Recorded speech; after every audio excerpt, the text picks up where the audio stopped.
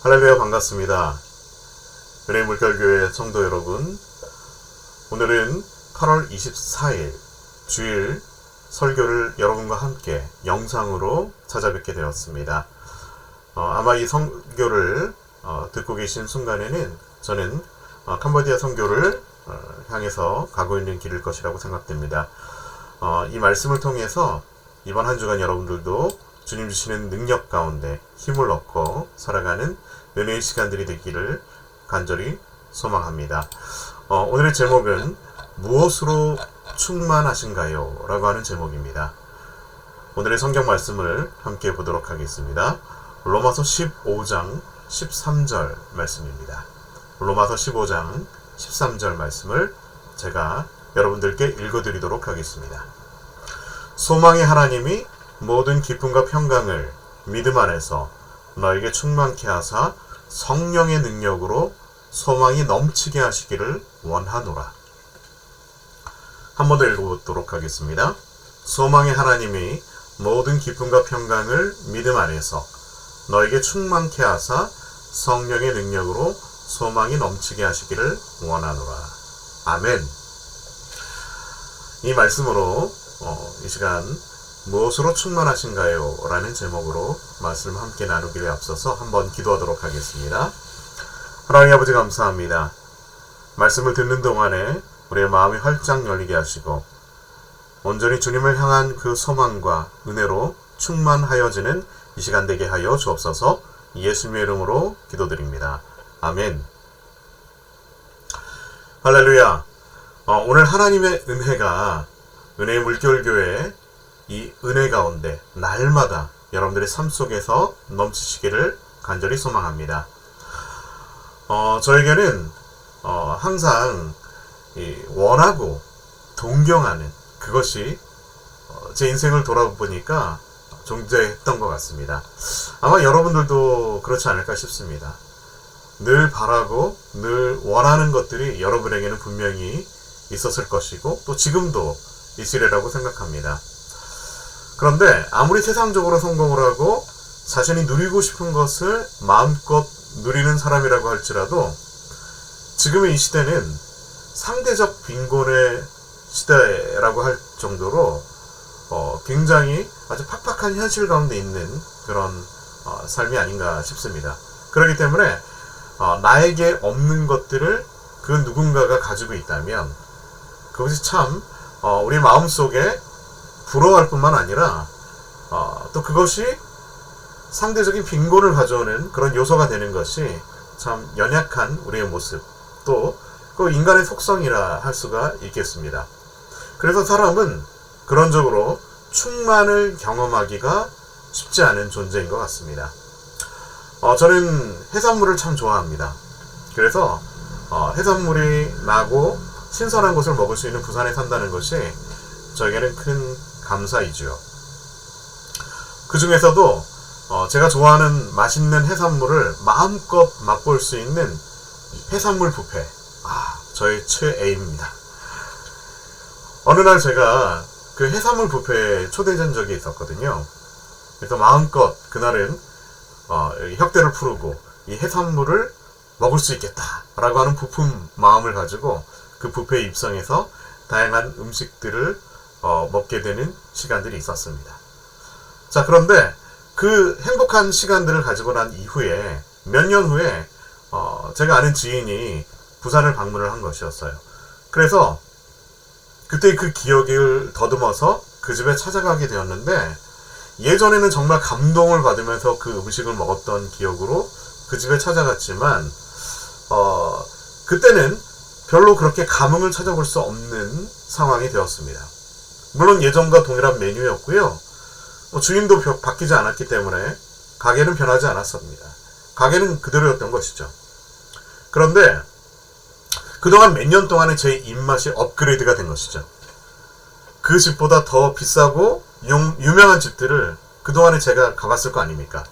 그러다 보니까 예전의 그 감동과 감격은 이미 사라져버린 제 자신을 발견하게 되었던 것입니다.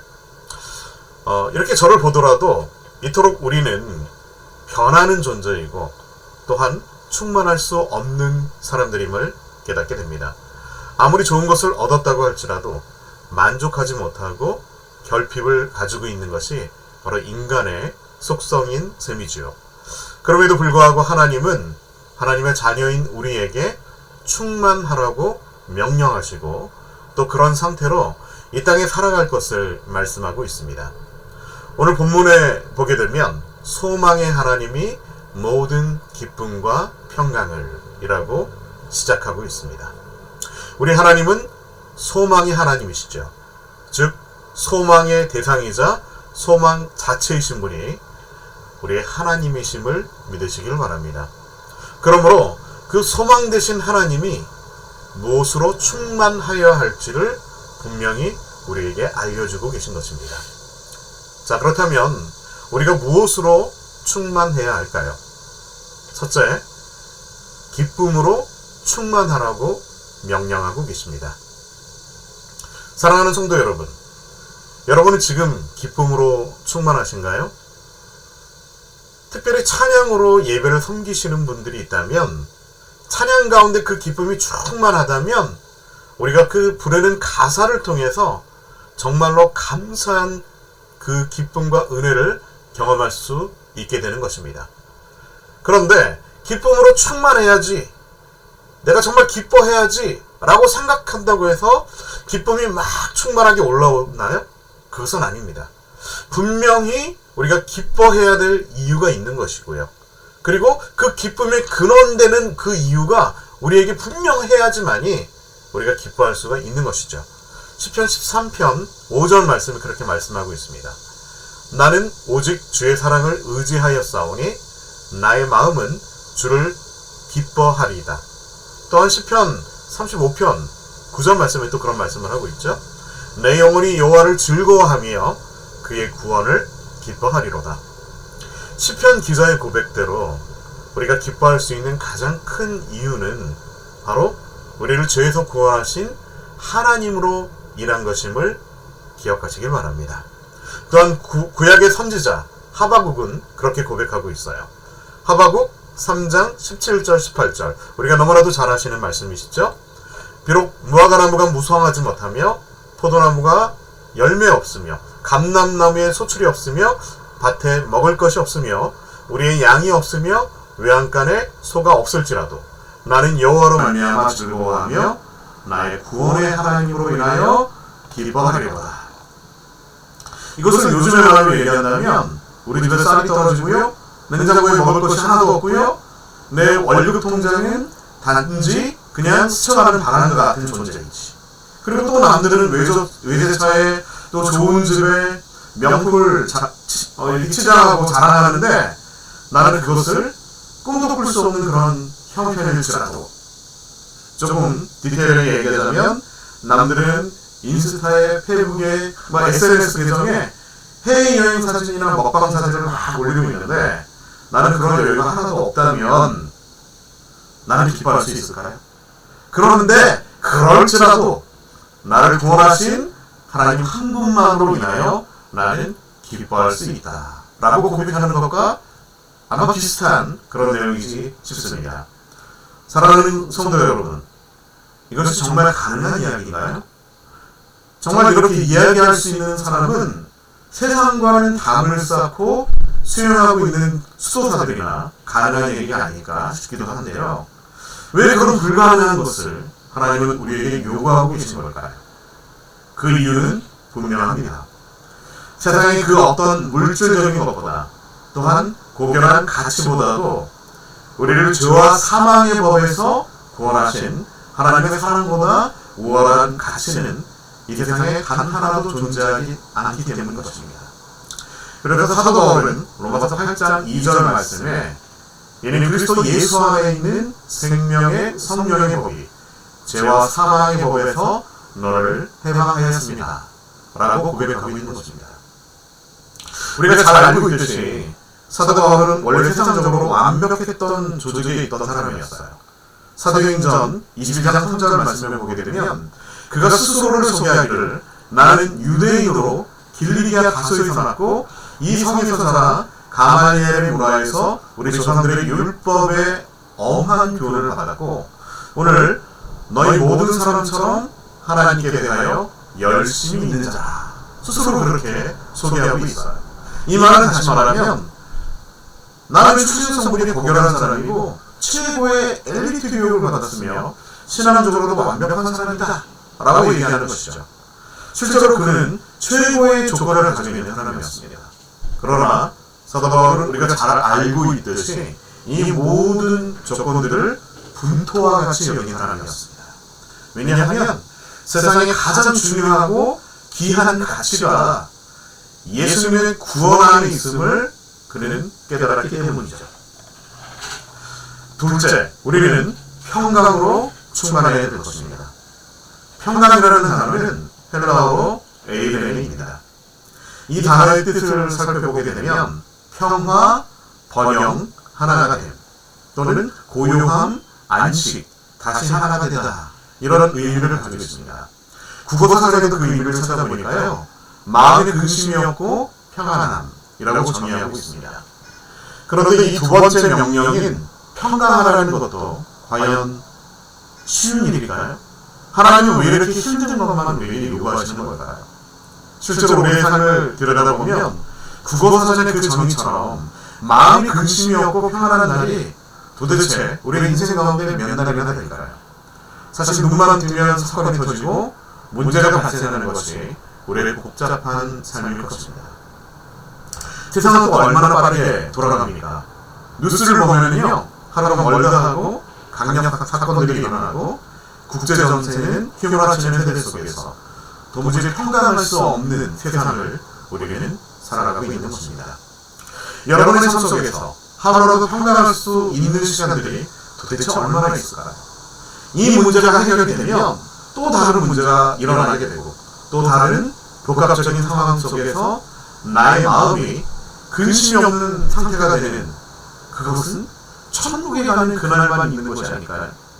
그러나 평강하라고 말씀하신 이 명령은 단순한 부탁이 아닙니다. 마태복음 18장 1절에서 10절의 사건을 보게 되면 평강, 평안에 대한 하나의 단서를 찾아볼 수가 있습니다. 예수님께서 십자가에 못 박혀 죽으시고 3일째 되는 날이었습니다. 성경에서는 안식 후 첫날이라고 표현하고 있어요.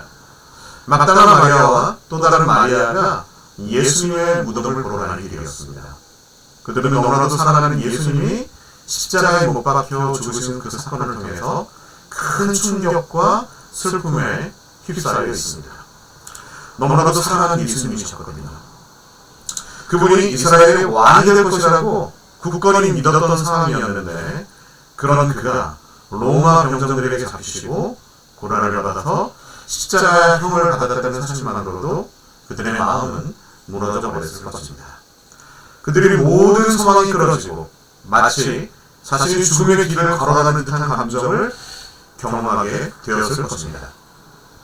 그런데 예수님이 무덤을 이기고 부활하신 것입니다. 심지어 그 무덤을 지는 사람들의 표현을 따르게 된다면 죽은 사람이 될 정도로 놀랐다는 것입니다.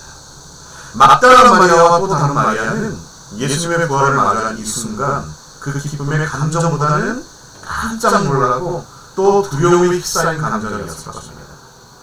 그런데 예수님의 그 첫 마디가 정말 놀랐습니다. 그것은 바로 평안하냐 라는 것이죠. 과연 이 말씀이 일반적인 상황이라면 쓰일 수 있는 인사일까요? 아니 놀라서 정신이 없는 이 두 여자들에게 과연 그 인사가 상황을 맞는 인사였을까요?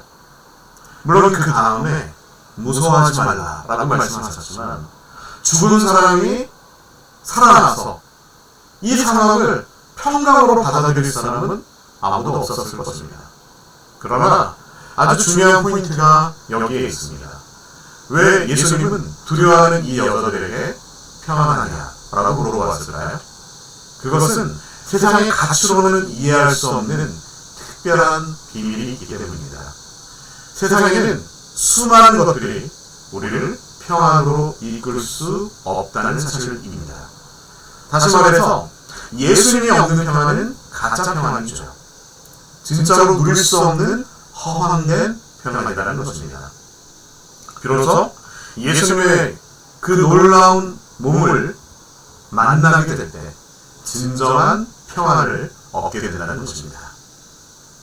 사랑하는 성도 여러분, 부활하신 예수님을 날마다 만남으로 진정한 평안을 얻으시는 여러분들이 되시기를 간절히 소망합니다. 우리는 하나님의 뜻 안에서 날마다 살아가는 믿음의 사람들입니다. 그렇다면 세상이 줄 수 있는 평안과 그 기대와 그 가치들은 항상 한계가 있다라고 하는 것을 여러분 기억하셨으면 좋겠습니다. 우리는 하나님의 사람이기에 하나님의 그 놀라운 은혜 가운데 진정한 평안을 누릴 뿐만 아니라 진정한 충만을 예수 안에서 누릴 수 있는 은혜의 사람들이 되어야 될 것입니다. 사랑하는 성도 여러분, 여러분은 무엇으로 충만하십니까? 예수로 충만하시기를 주님의 이름으로 축복합니다. 이번 한 주간 여러분 살아가면서 하나님의 은혜 가운데 승리하시고 또 다음 주간 또 귀한 모습으로 반가운 모습으로 함께 뵙도록 하겠습니다. 샬롬.